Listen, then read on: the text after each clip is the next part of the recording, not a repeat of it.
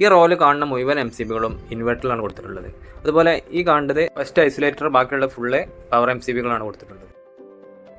Friends, ഇന്ന് നമ്മൾ ചെയ്യാൻ പോകുന്നത് എന്താ വെച്ചാൽ സിംഗിൾ ഫേസിൽ 2 RCCB വെച്ച് കണക്ട് ചെയ്യേണ്ട വീഡിയോ ആണ് ഇങ്ങനെ ചെയ്യാൻ പോകുന്നത്. അതായത് ഇൻവെർട്ടറിന് ഒരു RCCB, അതേപോലെ പവറിന് ഒരു RCCB ആയിട്ടാണ് നമ്മൾ ചെയ്യേണ്ടത്.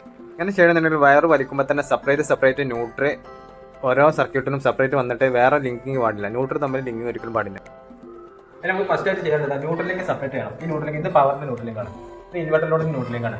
ഇത് കോമൺ ആയിട്ട് 2 RCCB വെക്കണമെന്നുണ്ടെങ്കിൽ എന്തായാലും ഒരു ന്യൂട്രൽ ലിങ്ക് എക്സ്ട്രാ വെക്കണം. ഇത് നമുക്ക് മെയിനായിട്ട് കോമൺ ആയിട്ട് ചെയ്യാനുള്ളതാണ്. ഐസൊലേറ്റർ ലിങ്ക പോവാം, പിന്നെ ഓരോ RCCB ലിങ്ക പോകാം. അപ്പോൾ എന്തായാലും ഒരു ന്യൂട്രൽ ലിങ്ക് എക്സ്ട്രാ ഇത് വേണം. ന്യൂട്രൽ ലിങ്ക് ഇപ്പോൾ 1, 2, 3.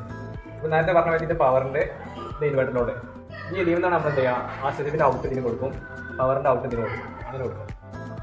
ഇൻകമറായിട്ട് ഈ ന്യൂട്രൽ ലിങ്ക കൊടുക്കുക.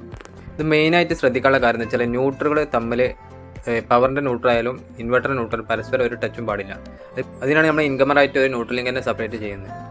പിന്നെ അതിൽ RCCBൻ്റെ ഔട്ടുമായിട്ടാണ് ഓരോ ന്യൂട്രൽ ലിങ്കും നമ്മൾ ബന്ധിപ്പിക്കുക. ഓക്കെ, നമ്മളിവിടെ സെലക്ട് ചെയ്തിട്ട് 30 മില്ലി ആംപിയറിൻ്റെ 2 RCCB ആണ്. ഇതിന് ഗുണം എന്ന് വെച്ചാൽ KCB ലൈൻ പോയി കഴിഞ്ഞാൽ ഇൻവെർട്ടറിൽ പ്രൊട്ടക്ഷൻ ഉണ്ടാവും, അത് ഒന്നാമത്തെ ഗുണം. പിന്നെ പവർ ലോഡിന് മാത്രം 30 മില്ലി ആംപിയറിൻ്റെ പ്രൊട്ടക്ഷൻ ഉണ്ടാവും. പിന്നെ 2 ലോഡിൽ RCCB ഉണ്ടായതുകൊണ്ട് തന്നെ നമുക്ക് ഏതെങ്കിലും ഒരു ലൈനിൽ ലീക്കേജ് ഉണ്ടെങ്കിൽ പവർ ലോഡിൽ ലീക്കേജ് ആണെങ്കിൽ പവർ ലോഡ് ട്രിപ്പ് ആവും, അത് ഇൻവെർട്ടർ ലോഡിൽ ലീക്കേജ് ആണെങ്കിൽ ഇൻവെർട്ടർ ലോഡ് ട്രിപ്പ് ആവും.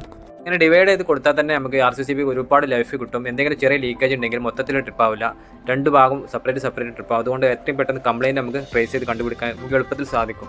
സിംഗിൾ ഫേസിൽ 30 മില്ലി ആംപിയറിൻ്റെ ഒറ്റ RCCB വെച്ച് കഴിഞ്ഞാൽ കാലക്രമേണ 30 മില്ലിൻ്റെ മേലോട്ട് ലീക്കേജ് വന്നു കഴിഞ്ഞാൽ അത് ട്രിപ്പ് ആവും, അത് ഒരിക്കലും RCCB നിൽക്കില്ല.